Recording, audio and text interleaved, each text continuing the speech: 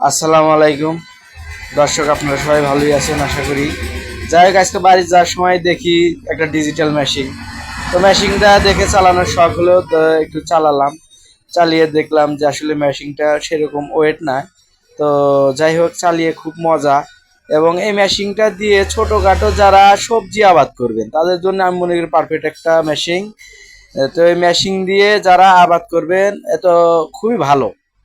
ছোটখাটো জায়গায় যে জায়গায় বড় বড় ট্রাক্টর বা টিলার ঢোকে না, সেগুলো জায়গায় আপনারা এই ধরনের মেশিন নিয়ে চাষ করে সবজির আবাদ করে মাসে 20 থেকে 25 হাজার টাকার সবজি আপনারা আশা করি বিক্রি করতে পারবেন।